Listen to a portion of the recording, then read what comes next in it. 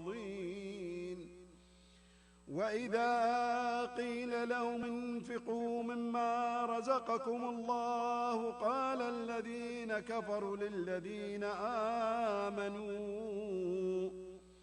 للذين آمنوا أنطعم من لو يشاء الله أطعمه إن أنتم إلا في ضلال مبين. ويقولون متى هذا الوعد إن كنتم صادقين.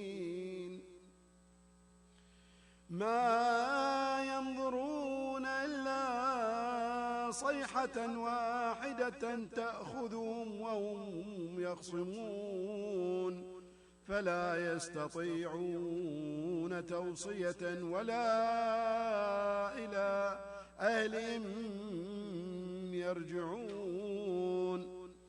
ونفخ في الصور فإذا هم من الأجداث إلى ربهم ينسلون. قالوا يا ويلنا من بعثنا من مرقدنا هذا ما وعد الرحمن وصدق المرسلون. إن كانت إلا صيحة واحدة فإذا هم جميع لدينا محضرون. فاليوم لا تظلم نفس شيئا ولا تجزون إلا ما كنتم تعملون. إن أصحاب الجنة اليوم في شغل فاكهون. هم وأزواجهم في ظلال على الأرائك متكئون. لهم فيها فاكهة ولهم ما يدعون. سلام قولا من رب رحيم. وامتازوا اليوم أيها المجرمون ألم أعهد إليكم يا بني آدم ألا تعبدوا الشيطان إنه لكم عدو مبين. ونعبدوني هذا صراط مستقيم. ولقد أضل منكم جبلا كثيرا أفلم تكونوا تعقلون. هذه جهنم التي كنتم توعدون اصلوها اليوم بما كنتم تكفرون. اليوم نختم على أفواههم وتكلمنا أيديهم وتشهد أرجلهم بما كانوا يكسبون. ولو نشاء لطمسنا على أعينهم فاستبقوا الصراط فأنى يبصرون. ولو نشاء لمسخناهم على مكانتهم فما استطاعوا مضيا ولا يرجعون. ومن نعمر ننكس في الخلق أفلا يعقلون. وما علمناه الشعر وما ينبغي له إن هو إلا ذكر وقرآن مبين. لينذر من كان حيا ويحق القول على الكافرين. أولم يروا إنا خلقنا لهم مما عملت أيدينا أنعاما فهم لا مالكون. وذللنا لهم فمنها ركوبهم ومنها يأكلون. ولهم فيها منافع ومشارب أفلا يشكرون واتخذوا من دون الله آلهة لعلهم ينصرون لا يستطيعون نصرهم وهم لهم جند محضرون فلا يحزنك قولهم إنا نعلم ما يسرون وما يعلنون أولم ير الإنسان إنا خلقناه من نطفة فإذا هو خصيم مبين وضرب لنا مثلا ونسي خلقه قال من يحيي العظام وهي رميم قل يحييها الذي أنشأها أول مرة وهو بكل خلق عليم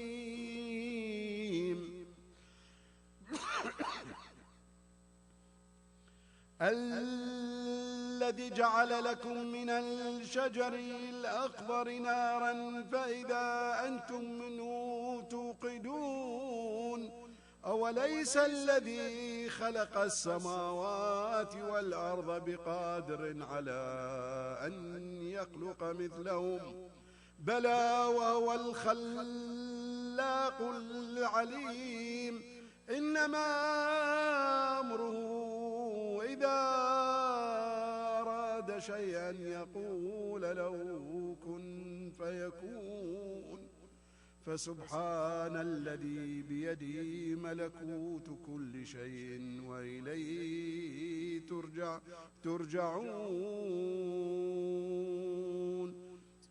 صدق الله العلي العظيم آمين يا رب العالمين والصلاة والسلام على نبينا محمد وعلى آله الطيبين الطاهرين الفاتحة.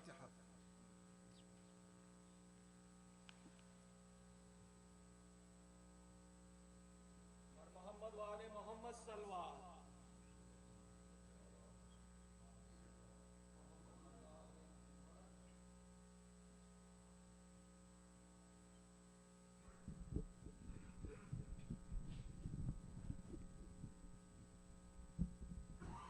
आवाज़ बुलंद सलवात। क्या बात है, क्या सलवात नहीं देनी क्या?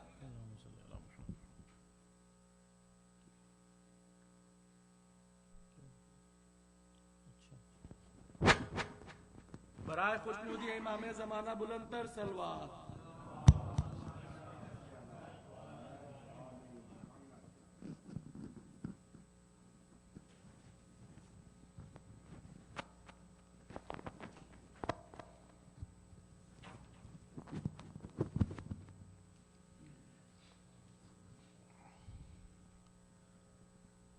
أعوذ بالله من الشيطان اللعين الرجيم بسم الله الرحمن الرحيم الحمد لله رب العالمين الحمد لله الذي هدانا لهذا وما كنا لنهتدي لولا أن هدانا الله الصلاة والسلام على سيدنا ونبينا ومولانا أبي القاسم مصطفى محمد اللهم صل على محمد وعلى محمد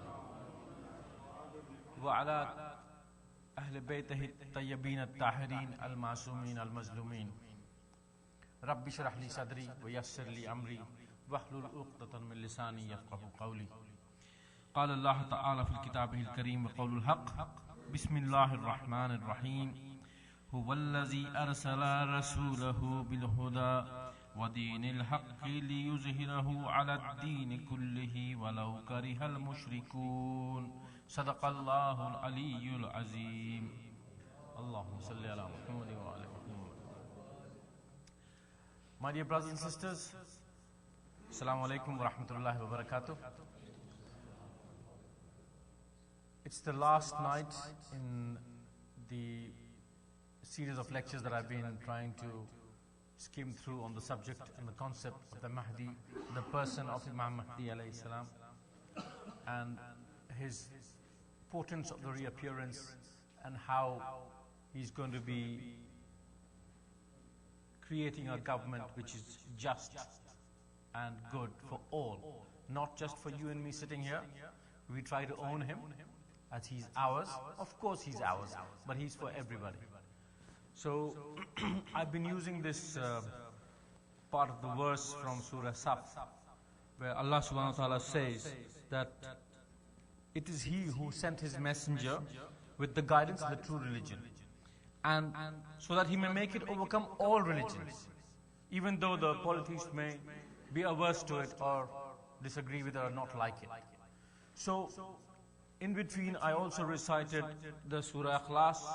What I wanted to say with my own intentions was that this attempt or this indication from Allah subhanahu wa ta'ala in the Quran is not different from establishing His Tawheed in the world. You know, Imam Mahdi Ajlallah ta'ala Farajul Sharif, Allahumma salli ala Muhammad wa ala Muhammad. When he is in, of course he establishes a reign of peace, equity and justice. But what he is attempting to do in this world with all the Rasulullah go? And the discussion again is among the ulama that he went to the Jannah and Jahannam of Barzakh and he saw the portents of what is going to be in Akhirah from there. And when he was in the 7th level of Barzakh, he saw a very dignified, honorable man who was there, and he came to know that this is his grandfather Ibrahim alayhi salam. And he was informed by Jibreel as well that when you come down here, you will be in this level along with many other mu'mineen. Mu'mineen doesn't mean you and me. We'll be lucky to be in the 1st level of Barzakh with the window of Jannah open, inshallah. The 7th level is for really pious people who have been really close to Allah subhanahu wa ta'ala in this life, in this world. Sallu ala Muhammad wa ala Muhammad. So this is where apparently Isa alayhi salam is going to come back from. Now another question that arose, I don't know if it's arisen in your minds now or not. Isa alayhi salam was taken over alive as a live human being, right? Am I right or not? Right. In Barzakh, there's no body. There's a mithali body. Where, you know, when you see your dream, somebody's chasing you. You see that person chasing you. You feel that you're being chased away and you're scared. But actually, there is no body as such. You see the person there, live. You see yourself there, but there is no body as such. It's that kind of a body, that's the closest example I can give you, about a mithali body. A body which is a mithal of your real body, but it's not actually a body. So, how come Isa alayhi salam is in Barzakh with a body? That is the question. Allah knows best, but could be another one of Isa alayhi salam's miracles. It could be or not. It is possible or not? Yeah. So the thing is, Isa alayhi salam has been taken with his body alive and is going to come back again to this earth when Imam al-Mahdi alayhi salam is there in Al-Quds. Sallu ala Muhammad wa ala Muhammad. My dear brothers and sisters, don't be silent. Just say salawat when the name of the Imam comes in, you know, it's Allahumma salli ala Muhammad.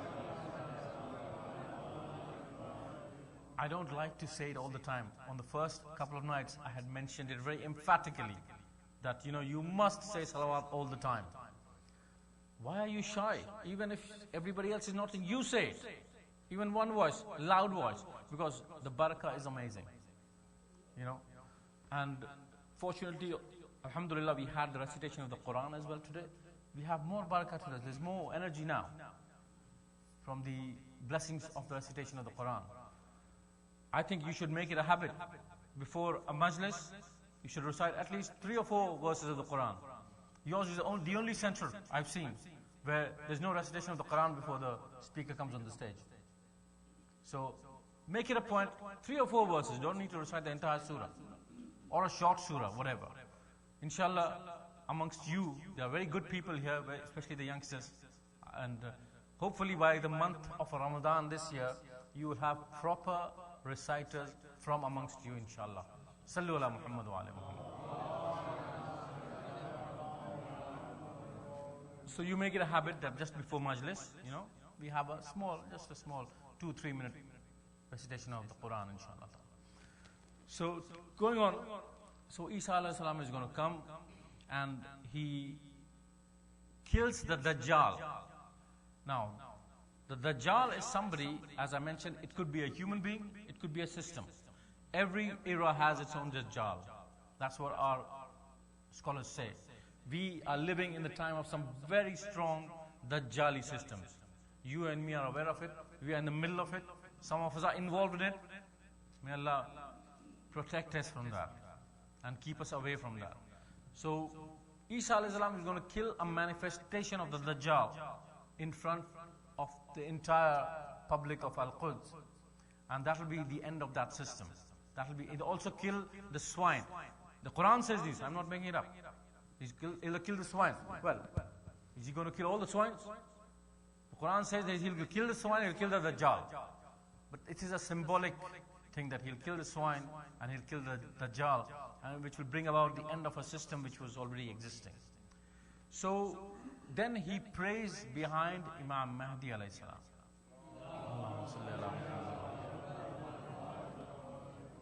Because people say, how can you pray behind somebody else,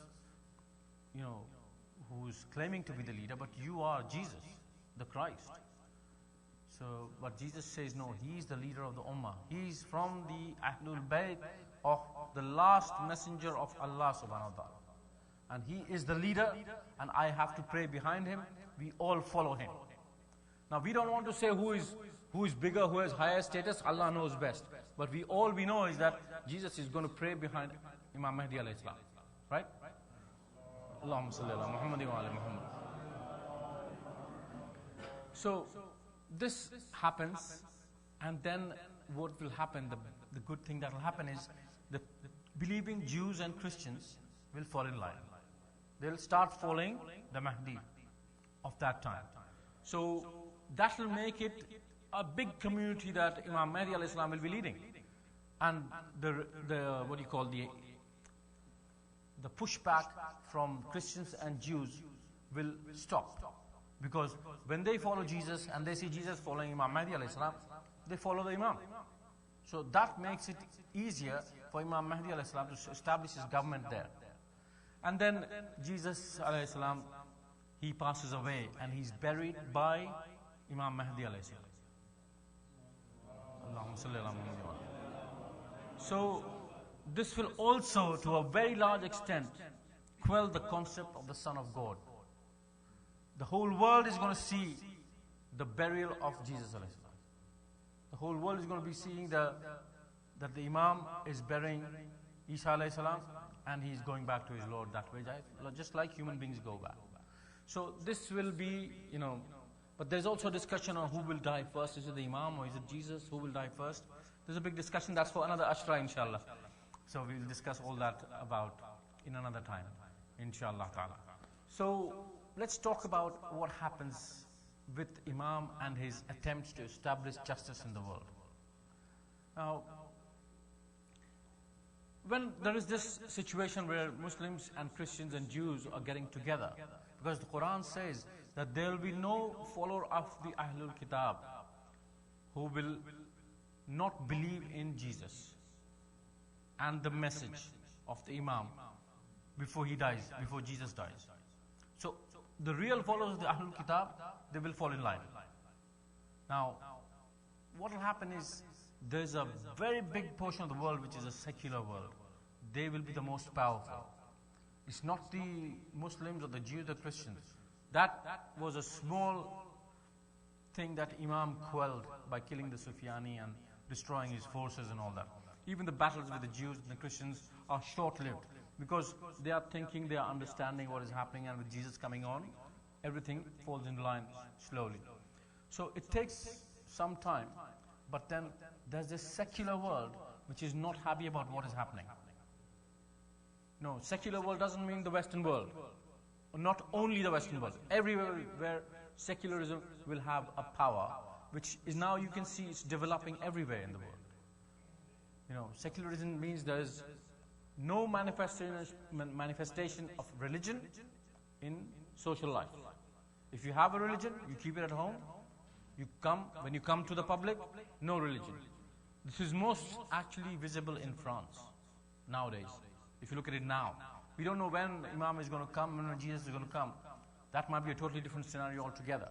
So in France, you cannot express anything in public. Not in schools, not in offices, not in planes, nothing. If you're working, you have to come without any religion. You have to leave it at home.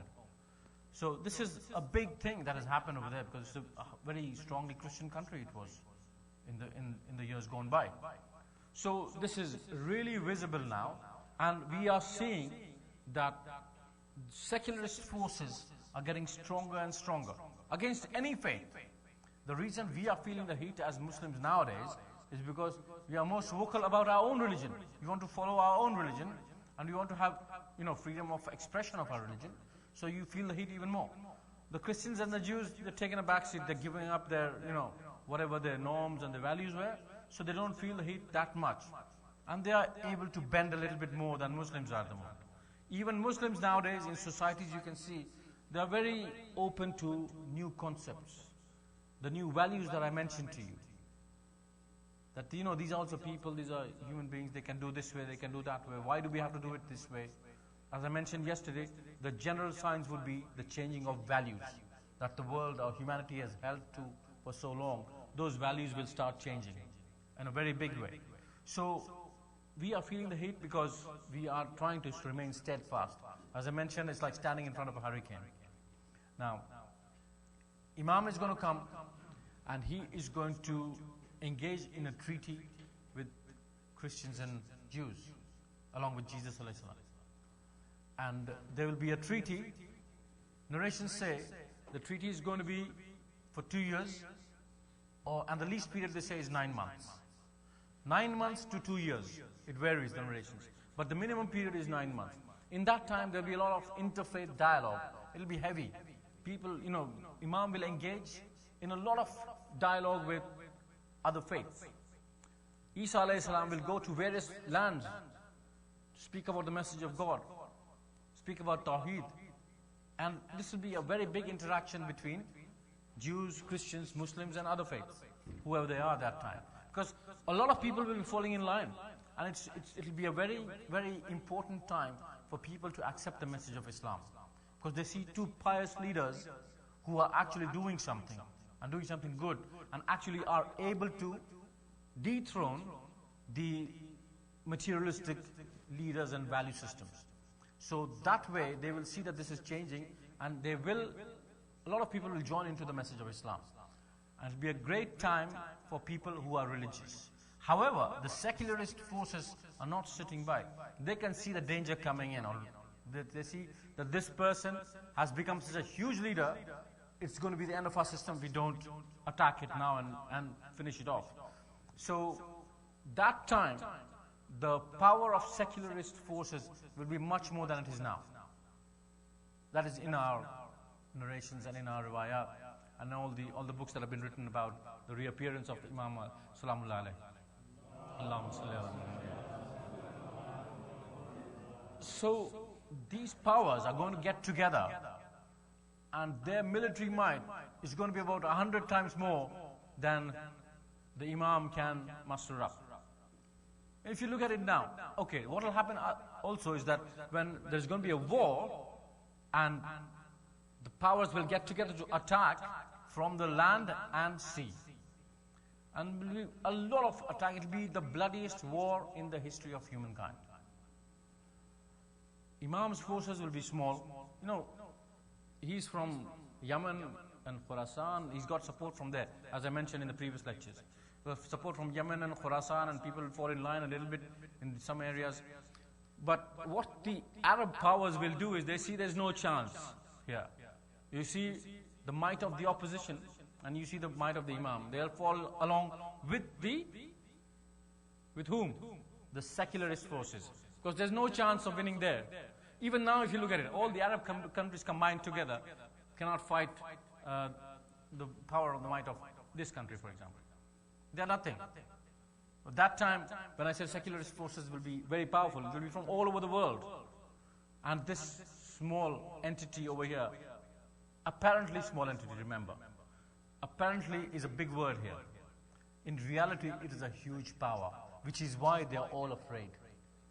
And even now, even when the secularism is not very, very strong, although it's getting stronger, it is still scared of any faith.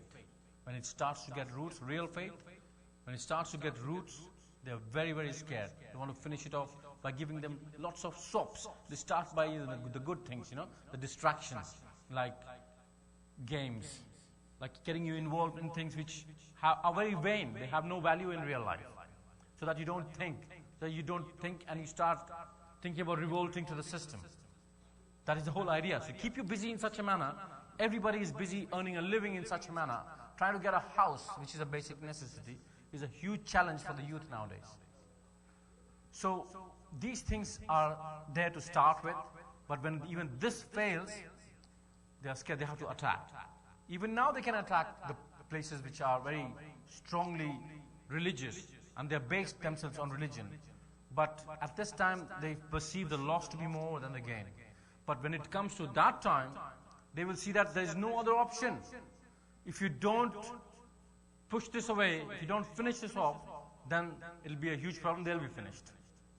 So the idea will be to have a short, sharp, huge attack. Because it's a small army, a small number of weapons and military might against a huge plethora of weapons and military might. This is the whole world we are talking about. However, there are two things. One is that Allah subhanahu wa ta'ala is in support of the Imam. That's the biggest thing. Imam is in direct contact with Allah subhanahu wa ta'ala. He knows what's happening. There will be people killed, loads of bloodshed, as I said. In the narrations and in the books, it's written that it's going to be the bloodiest war ever. Lots of people are going to be killed. And there are narrations that say that people killed in the fight with Imam Mahdi alayhi salam will get the sawab of the shuhada of the Jang of Badr. Inshallah. So there will be a lot of loss. And if we believe in the Imam, we won't be worried about wife, children, house, car, jobs. We will do what the Imam says. The only thing is we have to believe. And to believe, we have to prepare now, to understand. That is why you're having these gatherings, where I'm able to convey to you. It's my honor to be present here and convey these things to yourself and remind myself about it. So the Imam is under severe attack from these forces. There are two things that happen, and Rasulullah's narration is there about it, that his personality was so great and so pious and powerful that people who were 1 month away from him in distance were scared. There was a fear about him. So when I say 1 month away, it means the time to take to reach that place, if it is 1 month, that distance, people would be scared that Rasulullah might come. So that kind of fear in the opposition actually makes that opposition weak. That is one way. And secondly, Allah sends angels, like He sent in Badr. He sent some support which nobody can fathom. There's no quantitative analysis and reasoning behind it. You cannot pinpoint that this is what happened. But it will happen, it could be supernatural. The angels would be there like they were in Badr. The amount was 313 against 1,000 and more. And no weapons here, sticks and a few swords here and there, a few horses here and there. But there they had a powerful military which was coming against Rasulullah's army. However, the little army won with the help of Allah subhanahu wa ta'ala's help. Allah subhanahu wa ta'ala supports the correct, the right, and when He sees that His representative is in danger, Allah can bring support to that person, inshallah. So that is going to be a decisive war. And that war will decide who is going to be ruling over the world. It's not just a country you're talking about. The arz, the whole arz will be under that person's control, whether it's secularist forces or Imam Mahdi forces. However, narrations tell us it's like watching a film where you know the ending. You know the ending, Imam is going to win, right? However, this is not going to be a film. Me and you will die. Inshallah, if we are alive. It's not going to be a film. It's not going to be sitting and enjoying it like that. It'll be a very, very hard time where we'll have to have tawakkul Allah, strong faith and conviction on what we are going ahead with. And there will be very difficult times to whoever there is alive. But once the war is done with, the war apparently, according to our books, is going to last on 4-5 years. Within 5 years or less than that, things will be settled down. There will be a clear victor. And in the narrations of Rasulullah sallallahu alaihi wasallam, it is said that the Mahdi from his lineage is going to rule for at least 7 years, 8 years or 9 years. Maximum is said is 20 years. I don't know whether it's from the time of his reappearance or from the time of his starting of the governance. If it's the time from starting his governance, then it's going to be a very short time, maybe 2, 3 or 4 years. If you imagine the war to be 5 years. So 2, 3 or 4 years. And if it's 20 years, then maybe 13, 14 years. So this is the time that the Imam will have to establish his own government all across the world. And this time of the world, I'll just mention 3 characteristics of this time. One is justice. There'll be justice everywhere. Justice, first of all, in worshipping Allah subhanahu wa ta'ala, Tawheed. Not everybody is going to convert, because when Jesus comes in, he will abolish jizya as well. After he kills the Dajjal and he kills the swine, and he will abolish the jizya in agreement with the Imam. Jizya is the tax which non-Muslims pay a Muslim government for their security. They don't pay any other tax like Muslims pay, like zakat or khums and all that. So, you know, non-Muslims sometimes come to me, or maybe to you as well at work or in college. They say, you are such oppressive people, Muslims. You always implement jizya on non-Muslims. So how oppressive can you be? I said, well, why is it oppressive? We pay taxes. Because you live in our land, shouldn't you also pay taxes? Some kind of tax. We have khums and zakat. There's no getting away from that. So, what about you? Just because you are not Muslim, you get away without it, and you get all the facilities as well, like we get. And you get protection as well. So, the idea of jizya is some sort of a tax which is applicable to all the people who are non-Muslims, so that they can get security. They don't have any responsibility to go in battle or jihad along with the Muslims when they're living in a Muslim state. So anyway, digressing a little bit. So everybody will have justice. First of all, there will be justice in the worship of Allah subhanahu wa ta'ala. Tawheed will be established. Not everybody being Muslim, but whatever they worship, they will be able to worship. That's the biggest justice. And of course, the social justice will be there. Everyone will be able to be at peace. The second thing is going to be the affluence of the world. There are narrations that say that the earth will expose all its treasures at that time. Now, when that happens over there, there will be nobody who's going to be what you call under the poverty line. Everybody will be having whatever they want, whatever they need. And there will be nobody to take charity from you. You have to look for it. If you go and say, please take it from me, say, no, I have enough. It's going to be a burden on me. Please keep it to yourself. So everybody will be affluent, because now what happens is, if we unearth a treasure, for example, 150 years ago we discovered oil in the world, right? And we became the people who were living there, who were working there, people went to work there, they're still going to work there to better their financial status in life. A lot of people made lots of money, and lots of powers gained a lot of powers. So the powerful became more powerful, and the rich became more rich without distributing the wealth properly. You see in Africa and Asia, some part of South America, there's famine conditions. People are homeless. They don't have clean water to drink. Why is that? If we are all getting richer, why is that happening? But there will come a time during Imam Mahdi alayhi salam's government, Allahumma salli ala Muhammad, that everybody will be affluent. Everybody will be affluent. And if anybody needs anything, they go to the Imam. Well, they don't go to the Imam, but they go to the Imam's government, and they ask their representative over there to give me something. And they'll say, open it. They open the treasury and say, take whatever you want. That's how normal this will be.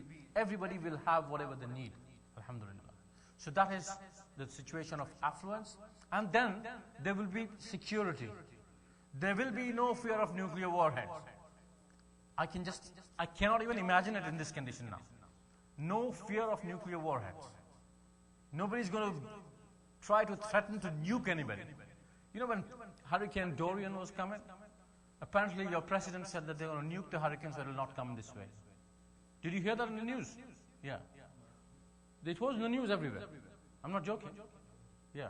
So, nuking is a real possibility nowadays for little things. There's things like HAARP, which actually create earthquakes and cyclones within the sea. So, it is all done to show their power and cause some uncertainty somewhere so that they can benefit from that. Everything is very, very opportunistic without concern about the environment, the people, or the animals, whatever. So at that time, there'll be a lot of security, no fear of nuclear warheads, no fear of war. And it is said in narration that women will go from Iraq to Syria. Well, they can go now as well. Maybe not. Maybe with family they might go, but maybe not on their own. Iraq to Syria, women can go without fear of anything. Wherever they set foot, there'll be green vegetation. And with all the ornaments, they can go there, nobody's going to look at them.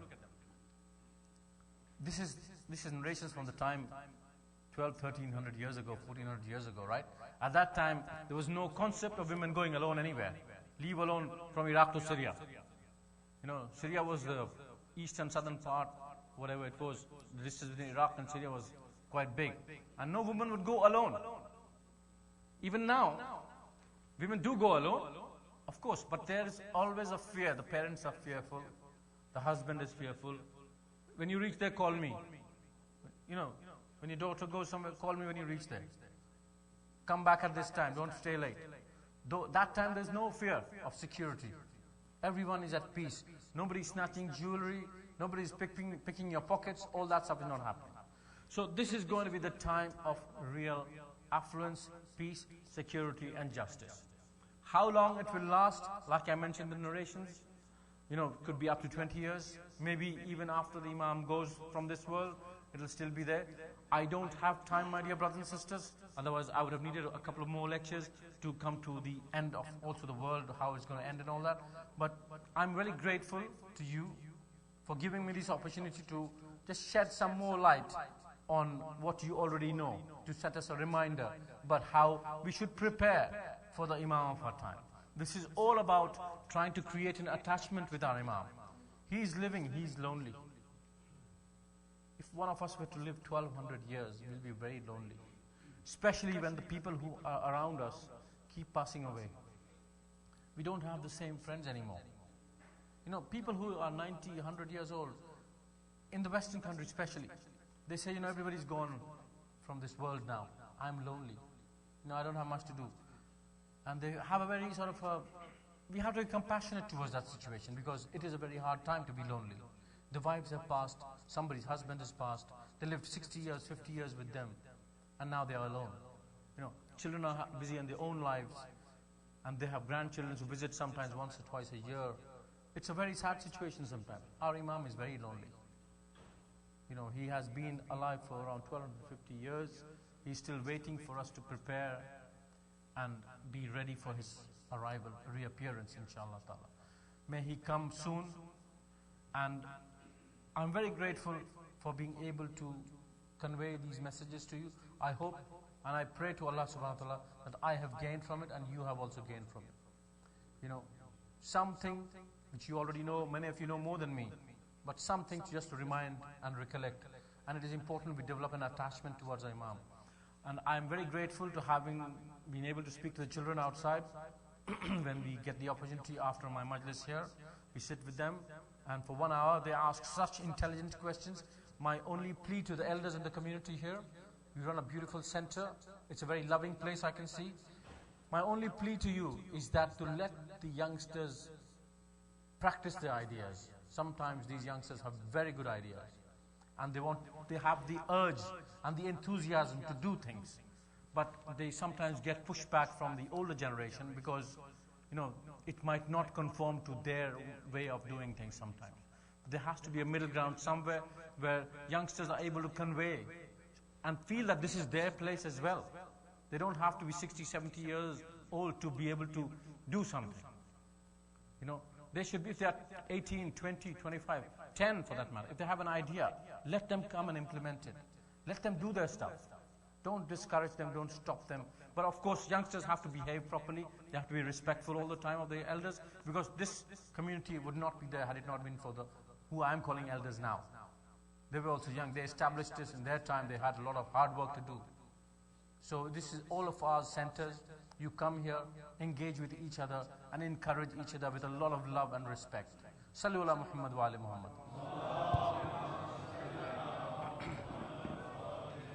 My dear brothers and sisters, the night of Ashura is here, the eve of Ashura. And I get goosebumps whenever I mention Ashura or the eve of Ashura. It's a very, very hard night for the lovers of Rasulullah sallallahu alaihi wasallam and his family.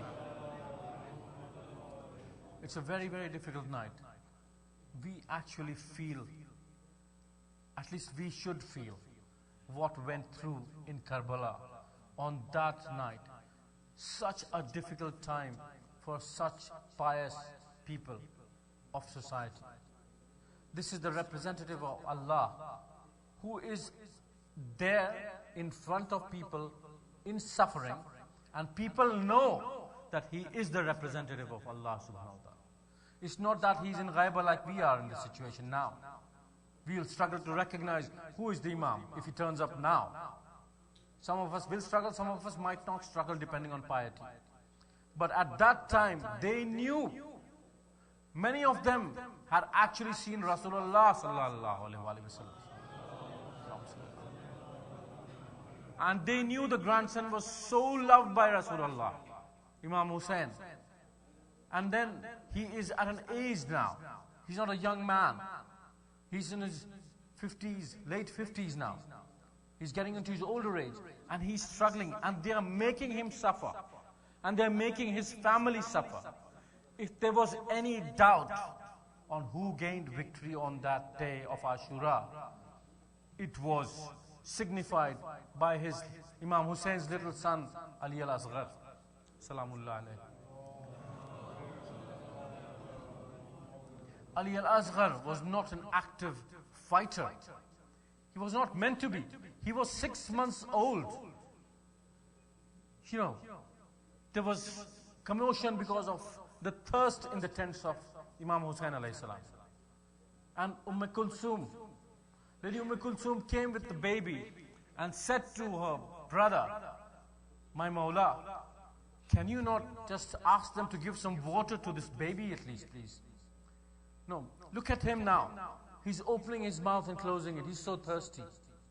I don't know whether you have seen this or not, but a sparrow's baby in the summers, when it's thirsty, it opens its mouth and closes it. Time and again, expecting some water from their parent. Or if you have not seen that, if you've seen a fish come out of water, you see how it keeps opening and closing its mouth, trying to get some water so that it can survive. That was the situation with Ali Asghar. That was the situation. It was so dire. And Imam Hussein alayhi salam said to his sister, okay, I will take the baby and let's see if I can get some water, inshallah. Imam takes the baby in the scorching heat of Karbala on that day. Many of you have been to Karbala, many of you have been to Arafat.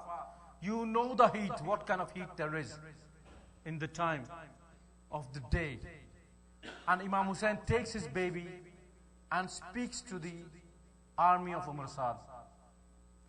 And his words are chosen very carefully that are in Riwayat.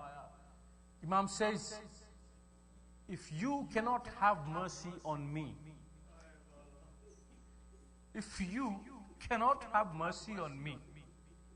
no, just remember one thing. Lots of people sit here and talk a lot of things. There are many things written in books, but everything might not be accurate.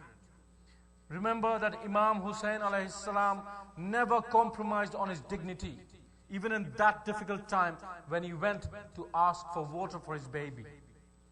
That thing is always clear and always should be maintained in your minds, that Imam Hussain alayhi salam never compromised on dignity at whatever difficult the time was. And he addressed the army and he said, if you cannot have mercy on me, at least give this baby some water. What does he imply? He said, if you cannot have mercy on me, don't have. But at least, what has this baby done? Give him some water. He has done no mistake. His mother's milk has dried up. He has not eaten anything or drunk anything for 3 days. So if you cannot have mercy on me, then at least give this baby some water. And then Imam said, if you think that I will drink the water that you bring, then I will place the baby on the ground for you to make him drink him yourself. Now I want to take your attention to one thing, my dear brothers and sisters. When the Imam says, if you think I will drink the water, if I said that, I'm not sure. I'm not sure whether you will get me water or whatever. If I say, if I think that you don't like me, then it could be, I'm not sure. But when the Imam says, if you think, Imam says that by being sure that I know you think that I will drink the water. How majboor was the Imam? He knew the situation, what the enemy was thinking. How majboor, how oppressed was the Imam when he said that if you think I'm going to drink the water, I'll place the baby on the scorching sand, you make him drink the water yourself. And he left the baby on the ground. That sight was not something that the army expected.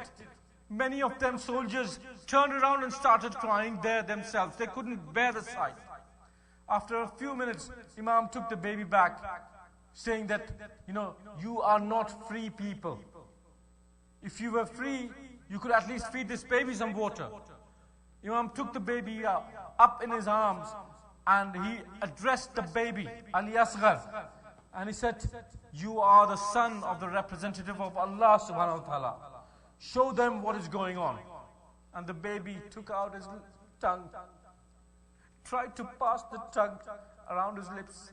When the lips are not dry, you can easily pass your tongue on your lips. And even when your lips are dry, even adults struggle to pass their tongue over their lips.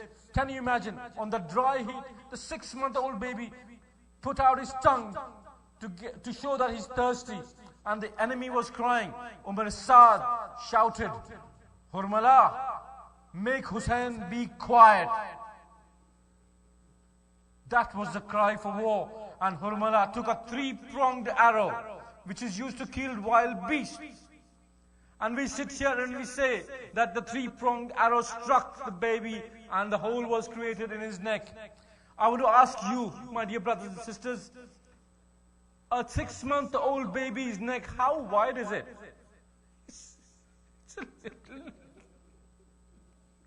It's a little neck. When the 3-pronged arrow strikes a baby's neck, it does not cause a hole. It slaughters him from ear to ear. And the baby's blood gushes out. 3 days thirsty and hungry. How much blood will he have? Imam cups his hand and takes the blood and puts it on his face. Imam took many shuhada, his family members, Qasim, Aun, Muhammad, Ali Akbar. He brought them back to the tent. But this time Imam's strength is failing him. He goes to the tent, comes back, goes and comes back. He cannot take the child to the tent to his mother. Ultimately, at the 7th time, he goes to the door of the tent, and before he could open it, a little girl comes out. Oh, father, did you get my little brother some water? And behind her, the mother comes out, and Imam uncovers his abba, and she sees her little child, and she's left speechless. All she says is, do children like you also get slaughtered in war?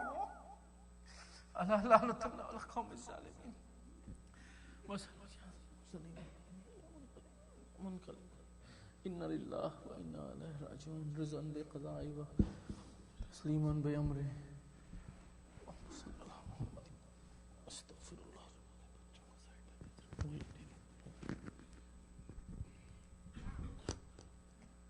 تمام مومن اور مومنات سے التماس ہے جتنے بھی چھوٹے بچے ہیں جو وہ سب سائٹ پہ چلے جائیں اور لیڈیز سائٹ پہ اوپن ہال ہے وہاں مولانا صاحب انگلش میں لیکچر دیں گے اور پیرنٹس سے بھی گزارش ہے کہ وہ اپنے بچے وہیں پر بھیج دیں. بر محمد وآل محمد صلوات.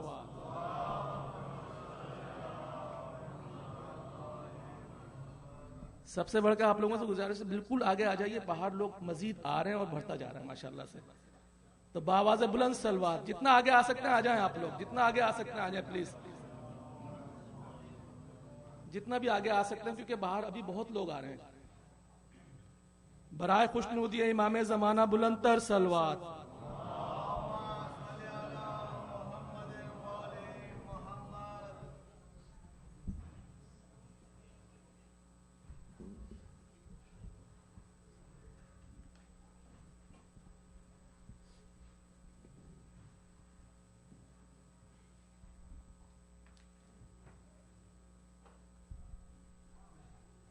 صلوات.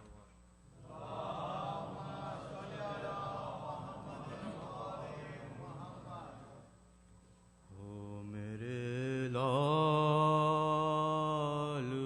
کہاں, او میرے لال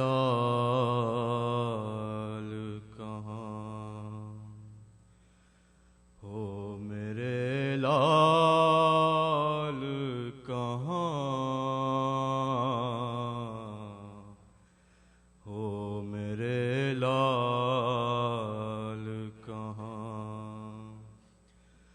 ہائے جنگل کا وہ سناٹا, وہ پرحال فضا,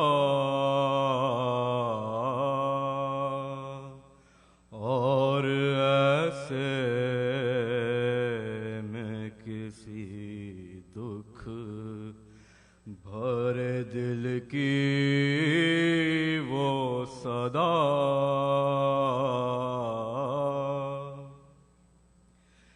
جیسے بچھڑی ہوئی اولاد کو ڈھونڈے کوئی ماں,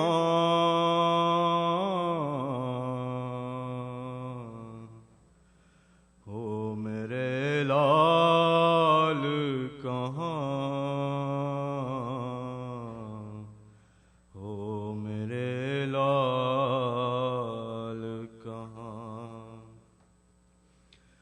تم گئے جب سے عجب حال ہے بیٹا میرا, کوئی صورت سے نہیں قلب سنبھلتا میرا,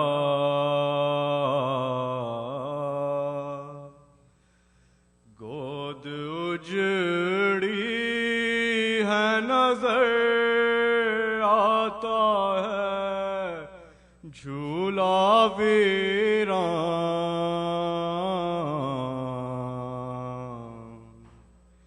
ہو میرے لال کہاں, ہو میرے لال کہاں. خود بخود ہاتھ اٹھے جاتے ہیں لینے کو تمہیں, کب سے بے چین ہوں میں لوری یا دینے کو تمہیں,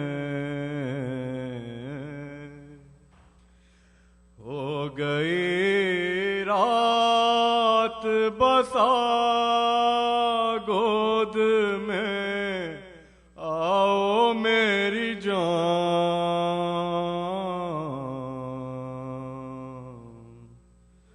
او میرے لال کہاں،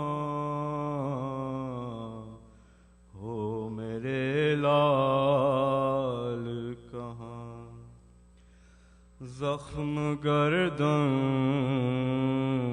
کا خدا جانے دھلایا کہ نہیں، جسم سے خون بھرا کرتا وہ اتارا کہ نہیں، کیا لہو زخم سے ناوک کے ابھی تک ہے رواں،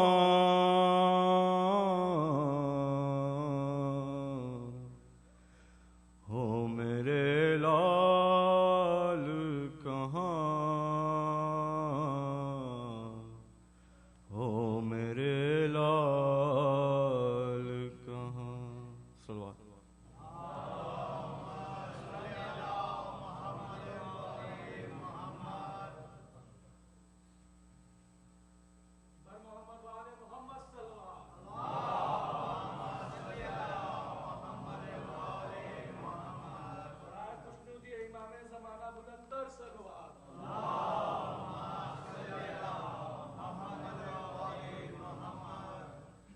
ہر درود اور ہر سلام مادر حسین تیرے نام، ہر درود اور ہر سلام مادر حسین تیرے نام،